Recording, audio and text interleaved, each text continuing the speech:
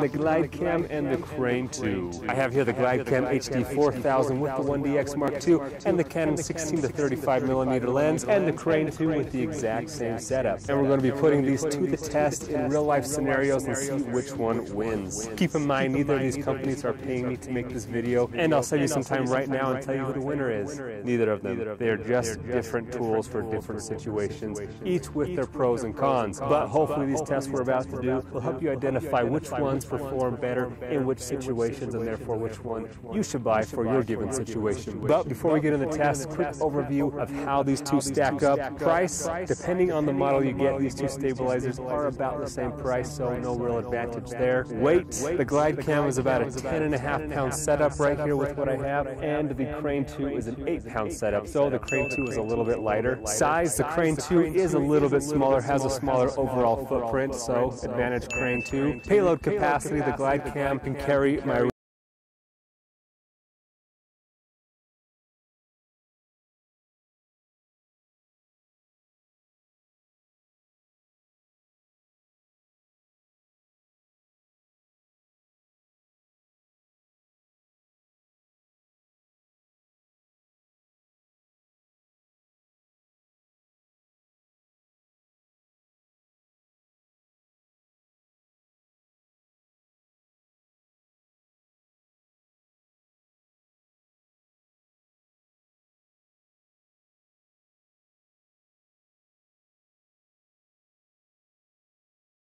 So it should take longer, but we'll see.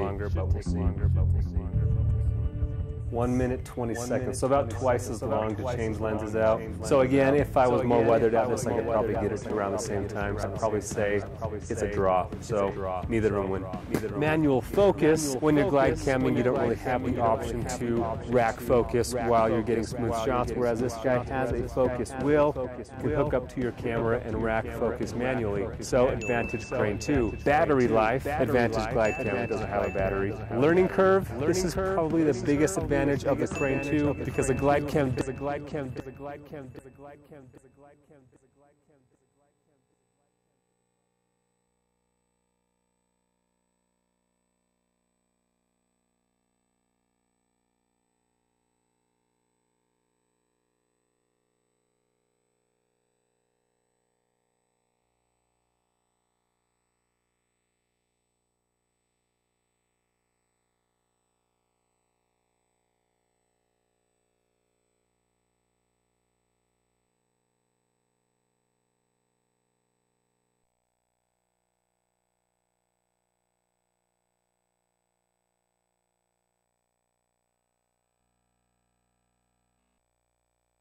drag, and drop. It's perfect. Hi, I'm Cord Hosenbeck, and I use Wix.com to create websites for my business, my passion projects, or in this case, both. Here, check out my 8 prize-winning Basset Hounds I call family. With Wix Pro Gallery, my images keep their high quality online and make these good-looking dogs look their absolute best. Not like any of these handsome fellas need my help. These photos display at such stunningly high resolution. Just look at them. Bonkers for Basset Hounds. Just their ears. The hounds of the Bassetville. Halloween doggy costume time. Christmas with the hounds. Old photos I forgot I had. Hi everybody, my name is Clinton Jones, and today we're talking about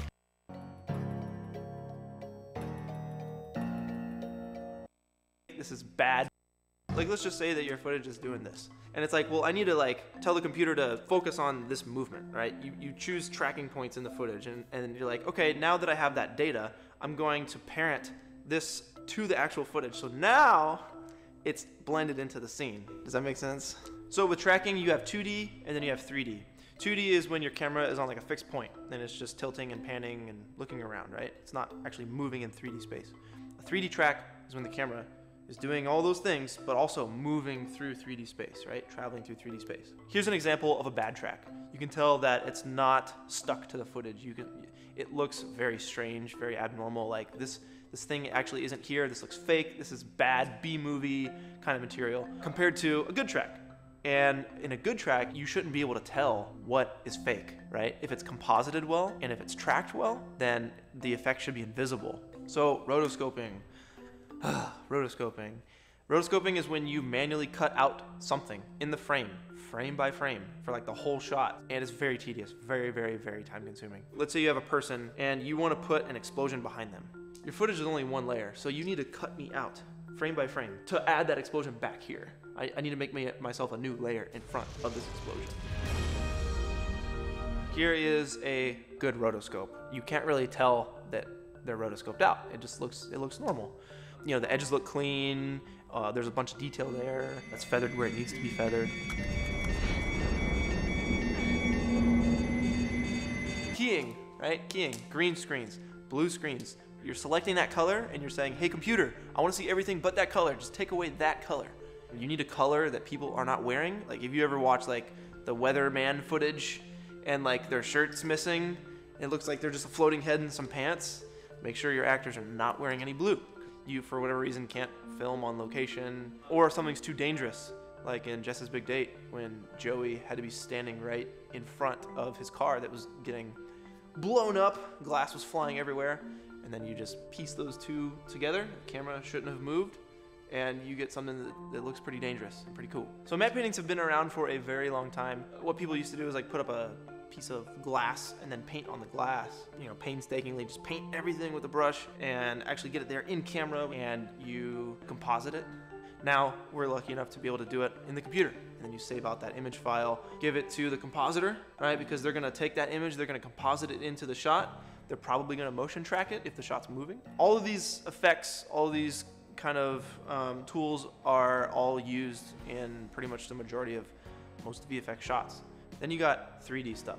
You can model anything, trucks, cars, planes, tanks, whatever you can think in your head, you can model. It's like sculpting, right?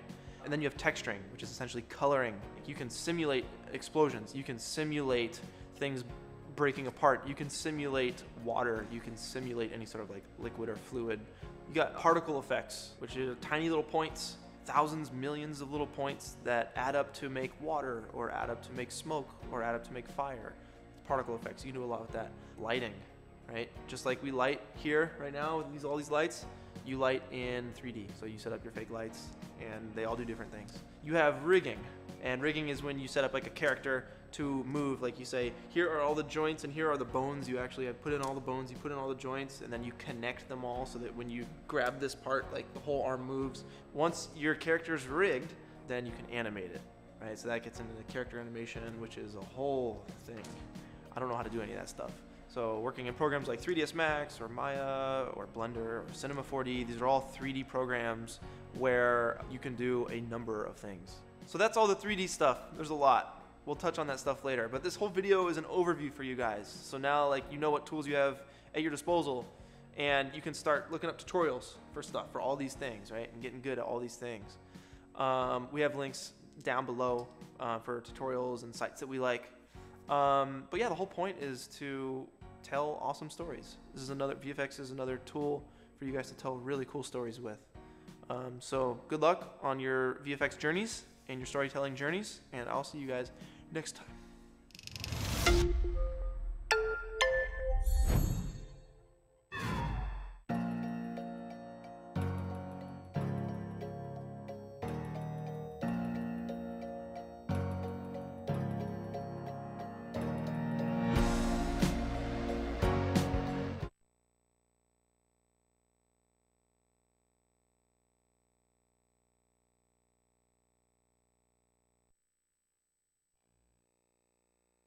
Hello. Have you ever been provoked by anyone? Have you ever been provoked to do something good? Would you accept such a provocation? If you say yes, this project might be just for you. Provoco.me is a new social network that will change the world. Just imagine if someone needs help you can provide, or somebody has an interesting offer for you. With Provoco.me you will get to know it really quickly. But it's not only about to know it. You can meet the challenge and earn virtual money, Voco. This solution is based on blockchain technology, where you can put up and meet your challenges with safety. It's very simple and contains only 4 steps. First, create a challenge for other members. Second, if the community likes your challenge, you will be supported. Third, pick up a challenge registered by others and accomplish it with the help of mobile application. And fourth, get money for it. A lot of different areas can be covered here. Provoco.me challenges you not only to climb the highest mountains or visit extraordinary places, but also to support others who need help. Also, you can support other members' challenges such as open source code creation, street art, and so on. Any that will make a world a better place. We believe it's possible. Follow us, Provoco.me.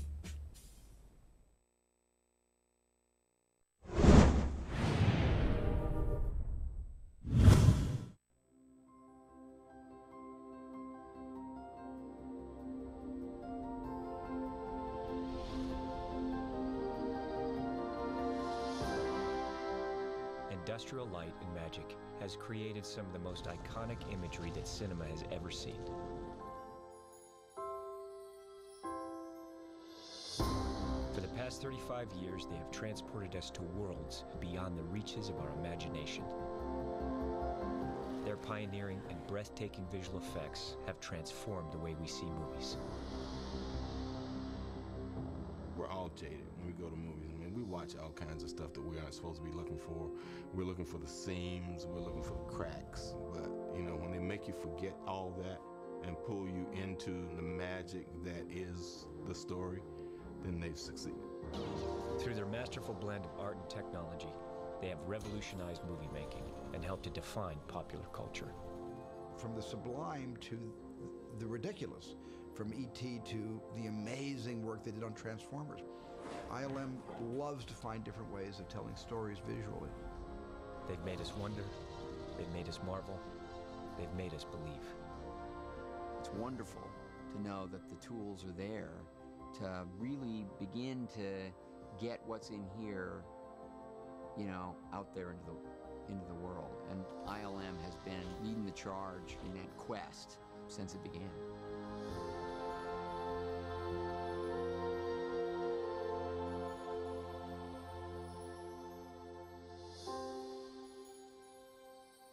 The digital era that dominates modern-day visual effects was ushered in by ILM. Hundreds of artists work collectively to create complex imagery from a variety of elements that combine to perform a masterful illusion. Action! Through their technology, ILM has given filmmakers the means to achieve anything. Photorealistic characters and environments can be created from scratch, such as on Iron Man 2 and Avatar. But these high-tech advancements have not come easy, nor have they come overnight. The roots of today's cinema magic goes back over 100 years. But the revolution of modern visual effects began with a story in a galaxy far, far away. Industrial Light and Magic was formed in 1975 to realize the complicated special effects challenges for a new film called Star Wars, a space adventure dreamed up by a young filmmaker, George Lucas. His vision was unlike anything Hollywood had heard before. With Star Wars, I want to do an action picture. I want to do something where I can pan with the spaceships. I want to do it where they're really short cuts. There's a lot of rhythm, a lot of pace, a lot of movement on the screen. I want it to be very, very cinematic. And at that point in time, that was impossible. You just could not do that with special effects. So when the studio said, well, how are you going to do this? I said, don't worry, we'll figure it out. You know, I got to, you know, but I had no idea what I was going to do. At the time, the special effects departments at the major studios were all but gone. So George Lucas was able to buy up old equipment for pennies on the dollar and set up ILM in a Van Nuys, California warehouse. With 20th Century Fox on board, George Lucas and producer Gary Kurtz enlisted photographic effects expert John Dykstra to lead the effort. Dykstra brought together a ragtag group of college students, artists, and engineers whose mixed skills in photography, model making, and mechanics would set the stage for the fantastical space saga. Creating ILM to do the work for Star Wars was like gambling high odds bets. We knew we were taking a huge number of risks. We were incredibly naive to think that we were going to be successful in doing that. And we were incredibly fortunate that George and even Fox in its own way were willing to back us. When I read the script, I was just saying, my God, what is this movie? All these different genres are kind of together in this massive space film, and you're reading like the last 30 or 40 pages, and every page is full of another effect shot of the battle. Every page is like, this thing will never get done. When I first read the script for Star Wars, I think I came across a few lines that were worrisome. The description, unlike anything you've ever seen before, to most studio executives and to producers and even to directors, was daunting. We had 365 shots to do for this movie, which had never really been done for an effects movie. It was really fun because we all knew that we could do it. Because we had this nexus of talent that was just outrageous.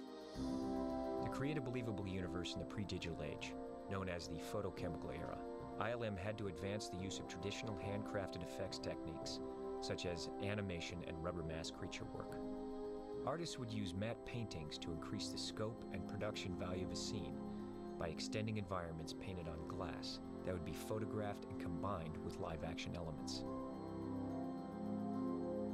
Detailed miniatures and models were built and shot against blue screen to allow the placement of other elements into the scene.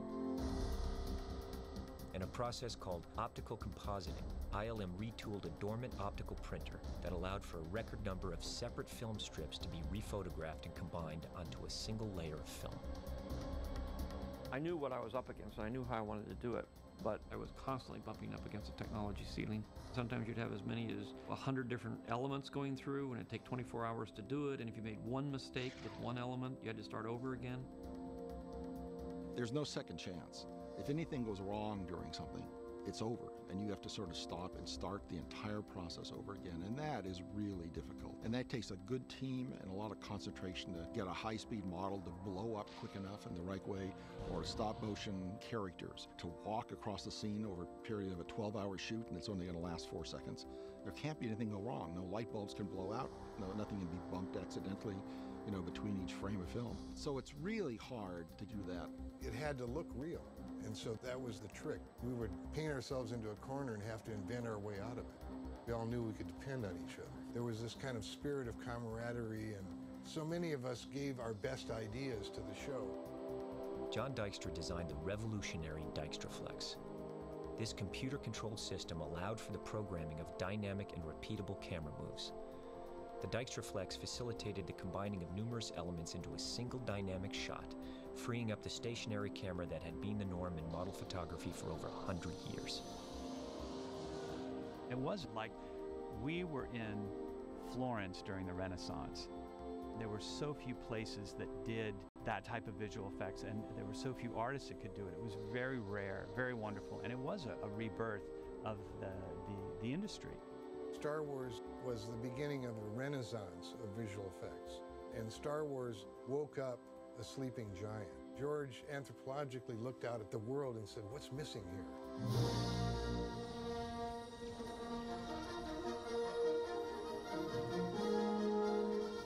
The first day that I saw Star Wars, I was one of those people, along with my wife Cheryl, that saw it and immediately went back and got into the 2-hour line again to see it right away. And we saw it twice on the first day, and it was just this transformative, mind-blowing cinematic experience. And I called George, and he said, well, unfortunately, we only got maybe 30–40% of what I really wanted there.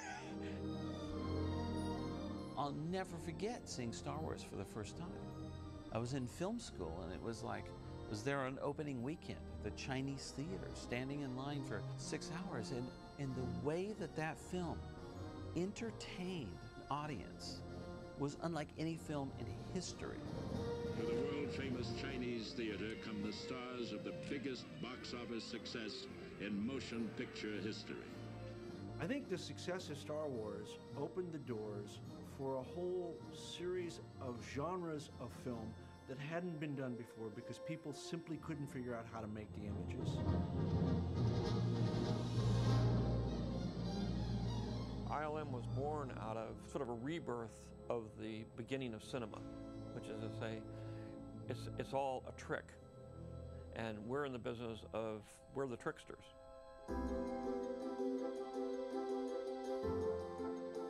The historic success of Star Wars allowed George Lucas to establish a filmmaking center outside of Hollywood. He relocated to Marin County, Northern California, and eventually built Skywalker Ranch. ILM would set up shop in the nearby town of San Rafael, inhabiting a nondescript building known as Kerner Optical, their home until 2005. They immediately began work on the next Star Wars film, The Empire Strikes Back. All in all, the real impetus of ILM was to keep a core group of creative people and the highly technological environment they needed functioning. It was really clear that in order for ILM to sustain, we did have to find a model that would work for becoming a viable business and working for multiple filmmakers. ILM opened its doors to the outside film community, becoming the first independent visual effects studio to realize the visions of directors with unique stories to tell. First film I collaborated with ILM on was Raiders of the Lost Ark. Most of the effects of Raiders came at the end when they opened the Ark of the Covenant. And the effects involved, you know, creating the power of God, I guess, of what was coming out of the actual Ark. The spirits.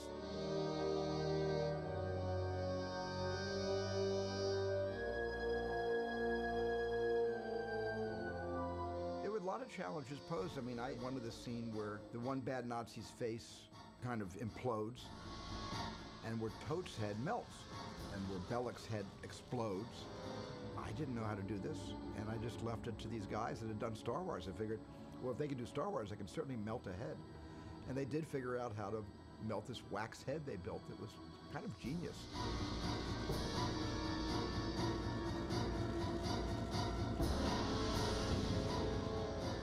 And that was all the beginnings of my relationship with ILM. While ILM continued to push the boundaries of photochemical effects, George Lucas could see the potential for an entirely new way of creating cinema magic. In the same way George had so much vision about marrying computers to cameras and optical printers, he felt that there were probably ways to create all of the kinds of things he did in Star Wars in the computer. He felt there were ways to do editing with computers. He thought there were ways to create and manipulate music with computers. And those three things led him to start the Lucasfilm Computer Graphics division that he hired Ed Catmull to start.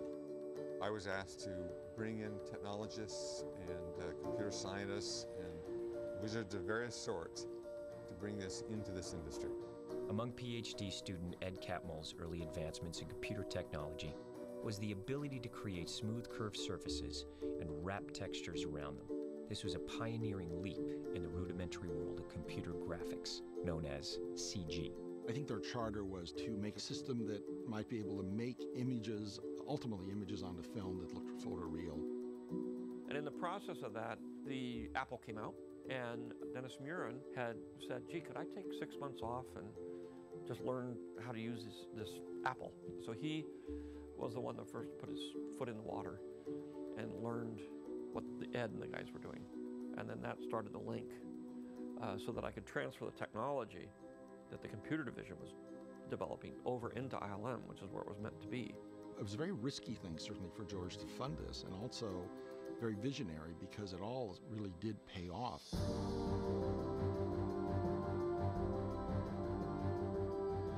Today's powerful computer-generated imagery owes its roots to this early CG group, who by 1982 were able to prove their various skills to create a sequence in Star Trek, Wrath of Khan. While developing hardware and software, they spent 5 months advancing texture mapping, motion blur, digital matte painting, and compositing programs to create the first visual effects shot made in the computer for a motion picture. It was mind-blowing for the time. I mean, now, of course, it looks old-fashioned, but it was part of earning the way in. And the minute Dennis Muren saw the types of things that could be done in computer graphics, it led to Dennis using computer graphics to create the stained glass man in Young Sherlock Holmes. Dennis came over to us and said, why don't we try it in computer animation? And this was very innovative and very forward thinking. It was really exciting. I mean, it was a lot of work because back in the day we didn't have the tools. I literally had to take the footage and project it onto my computer screen, and I matched, animated the camera move by hand. I don't know if I've ever worked harder on 6 shots in my life, but it was worth it because when Young Sherlock Holmes came out, people who worked in the special effects industry had no idea how it was done. The Stained Glass Knight was the first computer-generated character in a motion picture, and the film was nominated for an Academy Award for Best Visual Effects. a testament to the growing impact of computer technology. ILM's work in stop-motion animation and optical effects would advance further into the digital realm with George's next movie, a fantasy epic he asked Ron Howard to direct. Dennis Murin called George and I over to his office there at ILM, and he said, we're beginning to use computers to work with film digitally, the first time I ever, heard that phrase used, to sort of blend film images.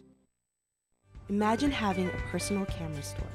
At Borrow Lenses, you can rent professional photo and video gear from our amazing selection of quality equipment for every occasion. Each order is hand-inspected and carefully packed by our trusted staff. Your order is delivered right to your door with a convenient return label.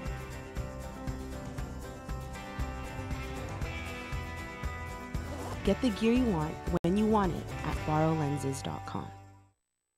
Heard that phrase used, to sort of blend film images. So there was this one transformation that we needed to make in the movie. I assumed we'd have to do it the way werewolf transformations had always been done, with dissolves, cuts, and he thought we could do it in one shot, which was a really interesting notion to me. And he said, I can't guarantee it's going to work, but, it just might. And it was the first morphing shot ever done.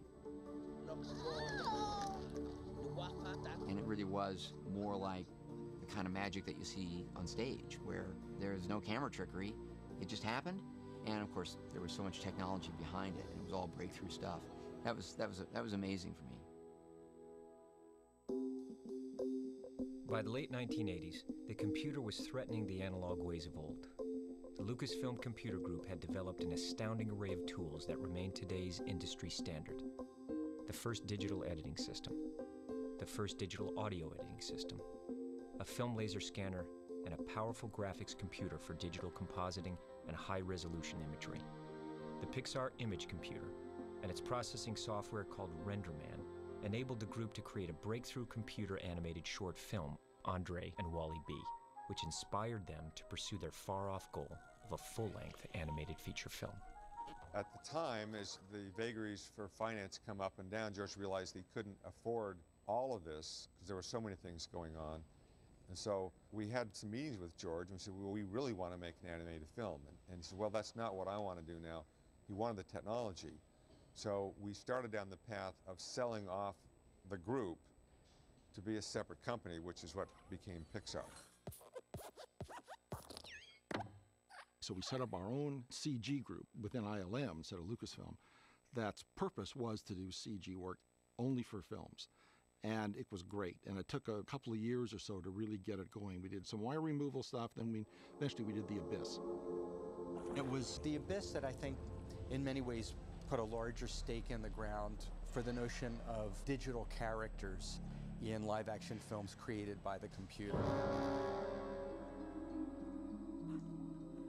It ended up being about 90 seconds of animation. It used a mix of computer graphics and traditional optical compositing techniques, so it was kind of a transitional step. That was something very new for us. There were not a lot of established procedures for doing any of this work at the time, so we just dove into it and we were making it up as we went along. It was just so exciting to be able to see that what had been a promise for so long and so difficult to do because nobody had ever done it before. The tools were now in place, the software was in place, the hardware was sort of in place. It was a matter of applying them. What happened after The Abyss came out was a number of projects that had been sort of circling, needing effects that couldn't have been accomplished before really started to rise up. One of them came out as a direct result of The Abyss, which was Terminator 2. After Jim Cameron felt that we'd successfully created what he wanted for The Abyss with CG animation, he then created a character in Terminator 2 that had to be done in computer graphics. I think that was the real breakthrough film also for CG. We did all our work with digital compositing for the first time. There's no sign of any sort of matte line around anything or any grain mismatching that used to tip people off to an effect shot. It looked like it was right in the scene. So we've got 52 shots in it, and most of the people I don't think had any idea how we did that work. In order to create the shape-shifting T-1000 Terminator, ILM employed a revolutionary laser scanning process to capture Robert Patrick's form and expressions that would enable them to animate and model a realistic computer version of the actor. It was a lot of breakthroughs that we had to do to get that show done, to get the CG to work, all the reflection maps on it, and not have it just rip its geometry apart, and being able to pan the computer camera to match the background live action camera, so we can follow the guy's feet as he's walking across the checkerboard floor, and up from that grows this head. And that was really, really tough stuff to do. You know, it was on the cutting edge.